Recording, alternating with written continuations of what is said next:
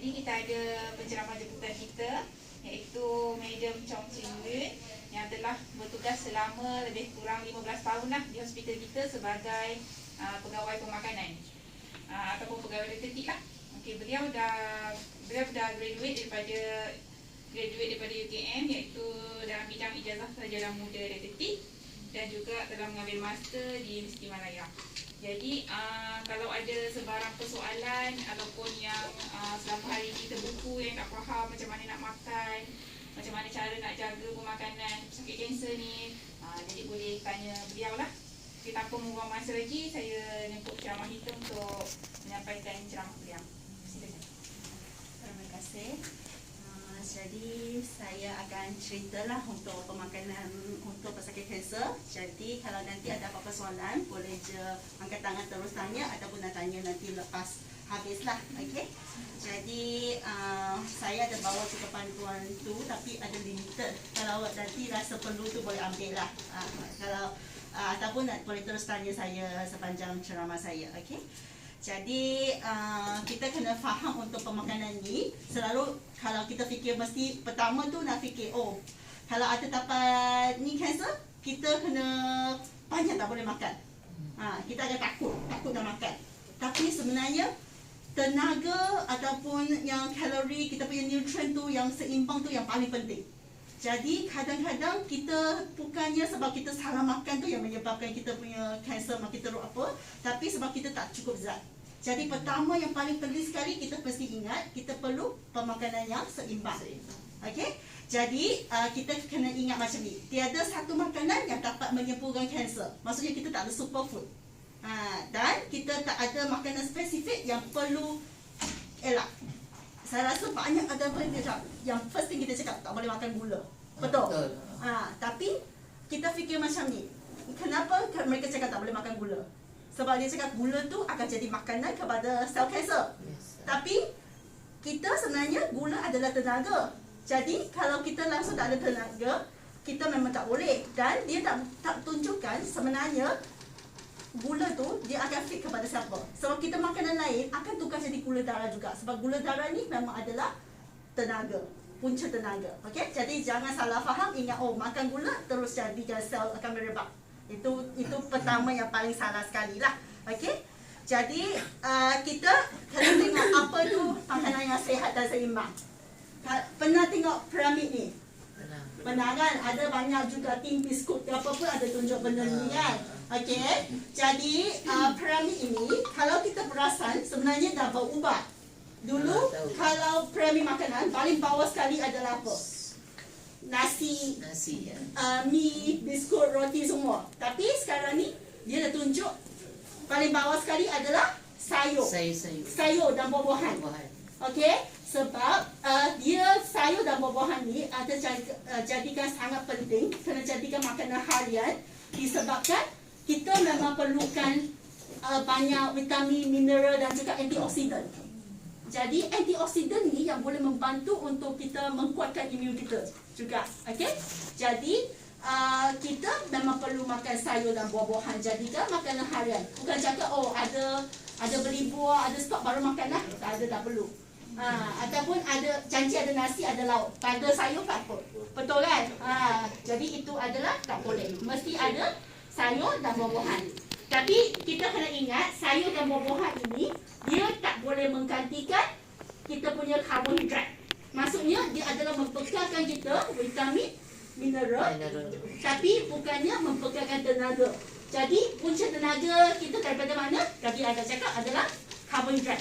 Okey, jadi sumber karbohidrat ni boleh terdiri daripada nasi, mi, bihun, bijirin, biskut, roti. Semua ini sebenarnya adalah karbohidrat dan dia akan berubah jadi gula darah dan jadi tenaga kita. Okey.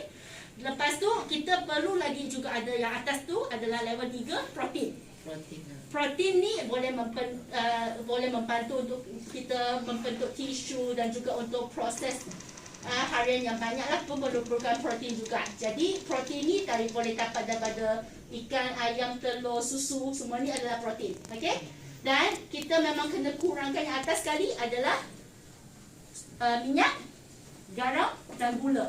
Kenapa tadi cakap bukan tak boleh makan gula, tapi kita perlukan kurangkan gula. Kenapa?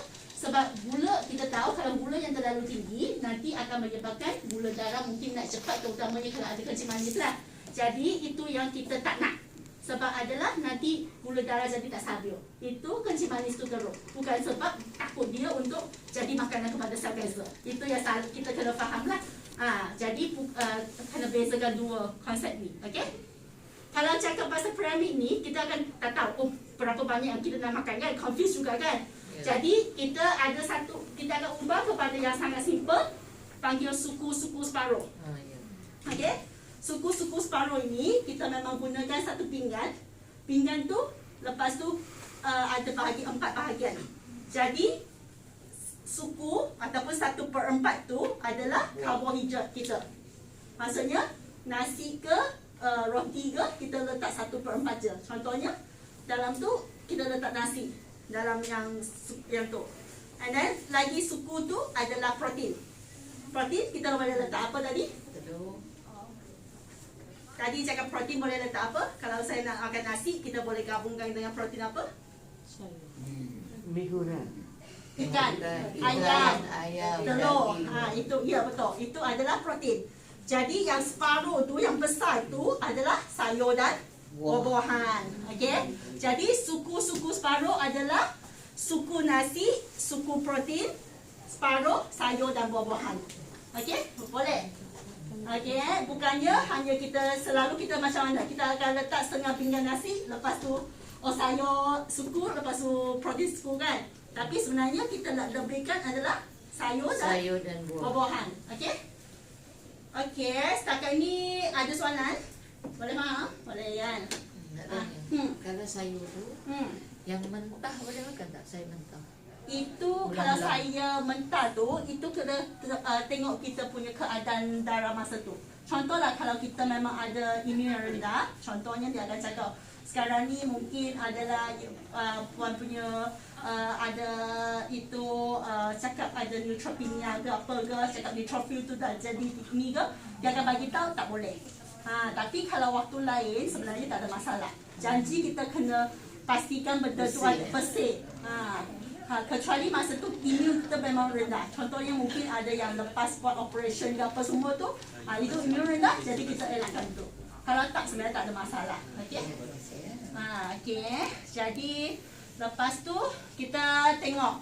Tadi dah cakap kenapa kena pemakanan yang seimbang dan sihat ni? Pertama, bagi tenaga. Dan kita nak elakkan malnutrisi. Kita tak nak kekurangan zat makanan. Okey? Selalu macam apa kekurangan zat makanan yang selalu doktor akan cakap? Kurang darah. Betul kan? Lepas tu cakap, sekarang ni kurang protein. Semua ini nanti akan menyebabkan rawatan tu lagi jadi susah lah. Jadi kita itu yang kena pastikan pemakanan tu kena cukup. Okey, cukup tu yang sangat penting. Okey, jadi pemakanan yang sihat ni akan membantu kita untuk kekalkan berat badan kita. Sebab kita tak nak juga berat badan tu turun mendadak. Kalau 1 bulan turun kilo pun, kita kalau dah sebenarnya tak boleh lah. Kalau boleh kita nak kekalkan. Okey? Jadi itu dan kita nak juga untuk mengkurangkan kesan sampingan. Kalau kita lagi tak cukup zat, kita lagi banyak akan ada kesan-kesan tu. Contohnya muntah, syirik. Jadi ini sebab kita kena cuba elakkan juga. Okey? Tapi kita kena ingat sebenarnya kita punya ada cara pemakanan lain untuk tengok juga kesan kepada kita punya rawatan semua. Sebab setiap orang mungkin akan menghadapi kesan sampingan yang berbeza. Okey? Jadi kita kena tengok apa yang berlaku untuk menentukan macam mana kita makan. Okey? Jadi ini tadi dah sebut juga kepentingan pemakanan yang baik ini akan mempercepatkan penyembuhan luka, terutamanya selepas pembuahan ataupun masa kemo, radio semua ni. Dan kita membantu untuk menghadapi kesan sampingan rawatan. Dan paling penting sekali kita meningkatkan sistem imun kita. Okey? Dan untuk mengurangkan kita risiko untuk turun berat badan. Okey? Jadi ini sangat penting. Okey. Jadi kita boleh tengok. Ini masa kita nak untuk buat persediaan. Macam mana? Sekarang ni okey. Dah tahu kita dapat kanser. Jadi belum lagi start apa perawatan lagi. Doktor dah cakap kemo ke apa sebab kita standby. Jadi apa yang perlu? Kita pertama mesti ingat kena makan berbagai jenis makanan. Jangan pantang. Okey? Jadi makan berbagai jenis makanan ni tadi kita cakap suku-suku separuh kan. Tapi jangan je setiap hari makan yang sama. Sebab saya pernah dengar ada boleh cakap dengan saya dia hanya makan roti wholemeal dengan susu selama 2 minggu. Jadi ini sebenarnya kenapa tak boleh? Cakap itu ada juga dapat protein dari semua kan. Tapi sebab kita nak juga adalah supaya boleh perterusan punya. Sebab terapi pemakanan ni bukannya cakap okey sekarang saya dapat zat yang cukup. Lepas tu tak ada kualiti hidup. Tak boleh juga kan. Kita masih lagi perlu memang hidup macam biasa juga kan kalau boleh kan. Okey. Jadi kita mesti faham sebenarnya masih lagi boleh makan. Tapi kita ikut keadaan semasa. Kalau masa kita sebelum rawatan memang masih selera makan okey, tak ada masalah, kita boleh makan macam biasa saja. Tapi cuba elakkan makanan yang tak sihat tadi, macam minyak, garam tinggi dan juga gula tinggi. Itu je, okey? Jadi selalu saya akan cakap itulah makanan proses. Itu yang tak nak. Betul. Makanan proses ni yang sebenarnya tak baik. Itu sekarang ni kita banyak makanan yang proses kan. Sausage, burger, sardin, nak cepat. So ini semua benda ni yang cuba nak elakkan. Kalau kita cakap nak makan ikan, tak ada masalah. Telur tak ada masalah. Semua okey, jadi itu yang kita perlu faham lah. Okey, jadi yang pentingnya tadi seimbang ni mesti ada. Jangan hanya bertumpu kepada karbohidrat, tapi tadi yang protein kita perlu. Protein ni tadi susu, ikan, ayam, daging, telur, itu adalah protein. Dan juga kita perlukan vitamin mineral. Yang ini sayur dan buah-buahan. Ini kumpulan ini mesti ada dalam setiap hari kita. Okey? Okey. Jadi sekarang kita tengok pula kalau contohlah dah start rawatan, dah start ada kesan sampingan. Macam contohnya kurang selera makan. Jadi pertamanya nak buat macam mana? Sekarang selalu kurang selera kan? Okey. Jadi pertama kita kena ingat, kena macam dulu. Kita mungkin satu hari hanya makan 3 kali saja. Betul? Jadi tapi kurang selera boleh ke lagi kita hanya makan 3 kali? Tak boleh lah kan? Tak cukup lah kan? Jadi kita kena kerapkan makan. Tak apa kalau makan sikit, tapi kita kerapkan. Maksudnya, utama tu masih lagi 3 kali, tapi di antara tu kita boleh ambil ringan, jadikan ada contohnya minum pagi, minum petang sebelum tidur. Jadi satu hari akan saya jadikan 6 kali lah, okey? Dan kalau macam tak ada rasa doktor. Tak ada. Apa benda semua tak ada rasa. Okey, tak ada rasa tu adalah normal macam selepas itu dalam ni lah. Jadi kita selalunya memang minta untuk gunakan makanan yang ada macam rempah-rempah tu untuk kuatkan rasa tu. Jadi kita tak boleh hanya yang plain saja. Contohnya macam kita makan bubur.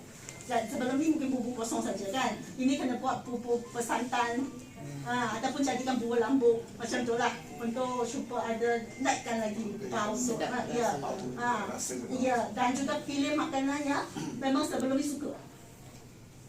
Itu penting sebab mesti ada juga makanan yang kita paling suka kan. Jadi itu mungkin akan menaikkan selera makan lah. Okey. Tapi kita tengok balik kepada tadi yang cakap kurang selera ni. Jadi lagi satu yang penting tu perlukan kurangkan minum air. Jangan nanti belum makan dan minum, kalau contohnya hanya boleh makan lembut, ada mihun sup. Belum makan mihun, dah habiskan sup. Boleh lagi makan ke? Tak boleh lah kan. Jadi kita kena kurangkan cecair semasa makan lah. Okey? Ataupun minum air pun mungkin adalah di antara waktu tu. Bukannya bersama dengan hidangan lah. Okey?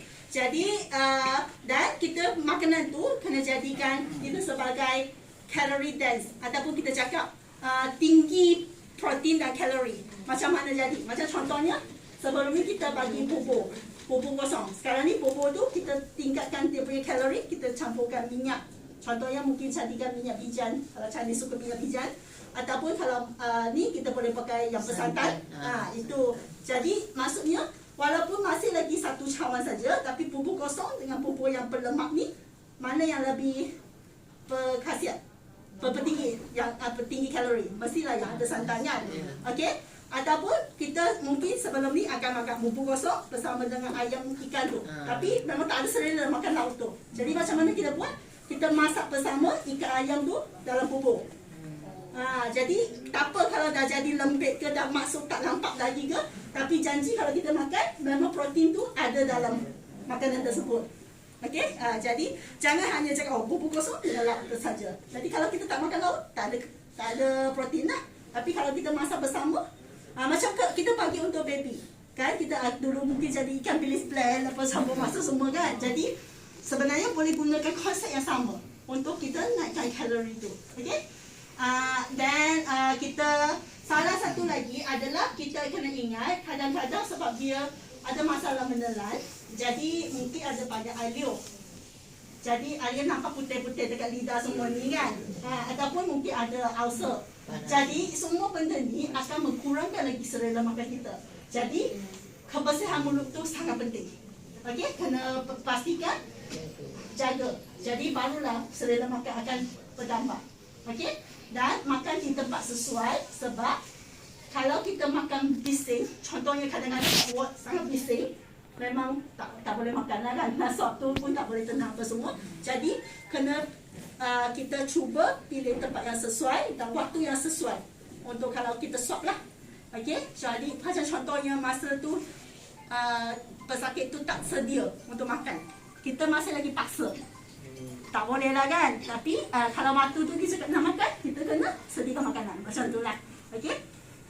Okey, kedua, ciri berik. Ciri berik ni selalu mungkin adalah kesan kepada ubat tersebut. Okey, jadi kalau waktu ciri berik, pertamanya kita memang perlu ambilkan lebih air. Sebab kita tak nak dehydrasi. Maksudnya kita tak nak kurangkan pada kita kurang air. Jadi kita kena tinggalkan pengambilan cair. Tapi untuk susu ini adalah susu biasa. Kita cuba kurangkan atau elakkan. Sebab macam contohnya susu otak ke apa, susu tepung ke, yang biasa tu dia ada laktosa. Laktosa ini adalah gula dalam susu. Dia memang kalau mata cirit tu, dia susah nak hadam.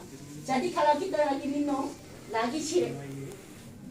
Jadi sama ada kita beli yang susu lactose free, ada kan sekarang tulis lactose free punya susu, ataupun bagi suplemen khas yang tadi formula semua tu. Okey, jadi itu senang sikit nak hadam dan serat. Jadi baru boleh tu. Kalau tak kita lagi minum susu, lagi cirit banyak. Okey, dan kita perlu ambil makanan yang boleh membentuk najis yang cantik. Itu adalah serat. Serat ini sayur, buah-buahan. Ini sebenarnya adalah serat. Serat boleh membantu untuk menyerap air dan membentuk najis. Jadi kita perlukan serat ini supaya kita punya nanti tak akan keluar cair saja. Kalau itu yang kita cakap, kalau hanya bubur yang cair ke atau yang tak ada serat ni, memang dia tak boleh bentuk. Jadi kita perlu juga ada sayur dan buah-buahan supaya dia boleh membentuk yang cantik lah. Okey. Lepas tu elakkan makanan juga yang minyak dan goreng. Ini minyak goreng sebab memang susah nak serap lah. Kalau susah nak hadam, susah nak serap, memang lagi cirit. Jadi kita kurangkan makanan yang goreng. Kurangkan kafein, sebab kafein kopi ke teh ini pun akan menyebabkan kita lagi cepat untuk keluar. Jadi itu yang kena elakkan. Dan makanan pedas ni pun biasa lah kan. Kita memang tak mungkin makan pedas masa cirit lah kan. Jadi ini biasa. Okey. Dan mesti ambil ubat ikut saranan lah. Jangan cakap tak lupa ambil. Jadi nanti memang tak boleh membantulah walaupun kita dah jaga makan. Sebab ubat tu baru boleh menghentikan kesan tu. Okey? Okey. Sorry doktor, tak boleh nak tunggu. Baik tunggu ambil ubat. Thank you. Okey. Seterusnya kita tengok loya dan muntah. Okey? Loya dan muntah ni dia selalunya dia ada macam ikut masa. Dia bukan sentiasa akan muntah atau loya kan. Jadi, tapi kalau kita nak untuk kurangkan muntah tu atau loya tu berlaku pada hari seterusnya, kita kena cuba makan pada malam. Makan malam sebelum tidur tu, kalau kita makan makanan yang keras sikit, macam cracker ke biskut ke apa, dia boleh membantu untuk kurangkan loya atau muntah pada hari seterusnya. Sebab selalunya kita cakap kita hanya makan macam tadi 3 kali. Jadi itu lagi sebab lagi akan nampak kesan. Jadi kita makan banyak kali. Jadi itu lagi okey, terutamanya sebelum tidur tu. Ambilkan sikit makanan yang keras sikit. Okey. Tapi untuk makanan yang minyak ke lemak ke itu memang tak nak lah. Okey, dan juga kita mesti makan dengan perlahan. Dan sama juga jangan minum air waktu makan lah. Ini pun tak boleh. Tapi kalau rasa loya dan muntah, jangan ambil rempah banyak. Jangan yang bawang. Itu lagi akan muntah. Dia berbeza dengan tadi yang tak ada rasa deria ke apa semua. Tapi kalau rasa loya muntah tu, kita kena cuba elakkan yang berbau. Apa yang kuat punya. Okey, itu lagi dia akan loya. Okey, dan jangan baring 1 jam selepas makan lah. Jangan terus baring balik. Sebab dia akan macam balik makanan tu. Jadi nanti kita terus muntah. Jadi kalau duduk tu lagi okey lah. Okey. Dan satu lagi adalah kalau lagi sebenarnya kalau waktu nak muntah tu, kita jangan ambil yang panas. Terlalu panas tu lagi dia muntah sebenarnya. Okey. Jadi kena suam lah. Itu ataupun yang ada yang memang ambil yang sejuk. Tengok macam mana. Kita akan nampak perbezaan tu lah. Okey. Seterusnya sembelit. Sembelit ni pun adalah kesan kepada ubat tertentu. Sama ada yang akan 1 kali dia sembelit. 1 kali tu dia syirik. Kan? Kadang-kadang syirik, kadang sembelit kan. Jadi kalau waktu sembelit ni, kita sama juga macam syirik tu. Sebab lagi sekarang ni kita nak untuk membentuk najis yang cantik kan. Jadi masih lagi perlu makan makanan yang tinggi serat. Jadi serat ni tadi dah cakap daripada Sayur-sayuran. ya, sayur dan buah-buahan. Okey. Dan kita untuk nak buat najis memang kena ada air lah. Sebab dia nak bentuk. Jadi kita kena minum air banyak. Tapi air ni adalah air putih lah. Air kosong. Air kosong. Tak boleh ambil banyak yang gula ataupun yang kafein. Sebab itu nanti lagi keras. Jadi kita ambil air masak sajalah. Okey. Buat senaman memang membantu juga lah. Kalau boleh kita nak aktif juga. Jangan hanya duduk ada baring sajalah. Okey. Okey. Ini tadi yang perubahan rasa dan bau kan.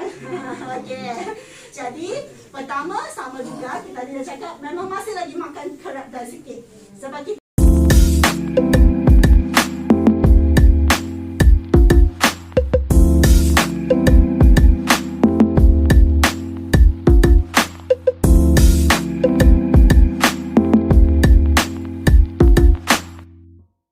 Okey Puan, terima kasih sebab pagi Puan kita dah tanya berkenaan. Hari ini pagi ni kita akan tanya apakah pandangan Puan tentang ceramah yang Puan dah hadiri tadi. Okey, pandangan saya kalau macam kita macam saya tinggal kanser, kadang-kadang kita jalani rawatan tu tanpa macam yang tadi dia beritahu kita cara makanan, kita memang tak tahu. Sebab kalau kita tak dapatkan ceramah yang macam tadi, kemungkinan kita dengar daripada orang kata tak boleh makan ni apa semua, kita akan fail lah. Sebab macam saya punya pengalaman, saya buat kemoterapi, saya memang sangat terrible lah, macam muntah apa semua. Tapi oleh kerana ada yang macam ni, jadi kita dah tahu macam mana kita nak jaga apa kita makan. Memang bagus lah sebenarnya, memang bagus. Jadi kita faham pemakanan yang macam mana kita patut ambil dan cara nak hindarkan daripada contoh macam kita muntah, loya, macam mana, apa benda yang kita patut ambil. Sebab tu kan asas dia penting kan. So adakah Puan setuju kalau kita buat benda ni secara berterusan lah, sebulan sekali atau seminggu 2 kali ke, sebulan 2 kali macam tu? Saya depends lah pada saya, untuk saya tak tahu untuk Lando. Untuk saya, pada saya satu kali saya dah boleh faham. Tapi saya tak tahu macam peringkat umur seseorang pesakit tu, ada yang dia orang penerima dia, contoh macam hari ni dia faham, nanti lepas 2 minggu 3 minggu dia dah lupa. Adakah dia perlu untuk kali kedua tu, tak tahu. Tapi pada saya satu kali saya dah boleh faham, dan saya dapat baca pamphlet tu pun semua saya dah faham. Jadi saya dah tahu macam mana cara untuk saya lah. Maksudnya kau setuju lah dengan program ni, bagus untuk pesakit lah. Memang setuju, memang bagus. Memang mesti kena kepada saya, mesti kena. Kerja saya tak tahu kan, kita tak tahu nak macam mana nak handlekan sesuatu tu. Kita tak tahu kan. Alright. So terima kasih untuk Puan kerana bagi kerjasama untuk video ini. Terima kasih. Bola. Okey. Okey, Cik Sebelah, hari ni saya nak tanyalah pandangan Cik Sebelah tentang program yang tentang ceramah pemahaman yang Cik Sebelah dah hadiri tadi. Ya. Apa pandangan Cik? Pada saya memang baguslah pemahaman diri saya pasal saya akan menjalani radioterapi dengan kemo kan. Jadi bila dia beritahu tu saya tahulah apa kesaksian dia, apa pemakanan yang saya perlu ambil. Ya, protein apa semua lebih kan. Yalah, jadi saya tahulah pemakanan seimbang semua kena ambil lah. Yalah. Okey. Jadi macam tadi susu saya pun tanya lah susu apa yang perlu saya ambil.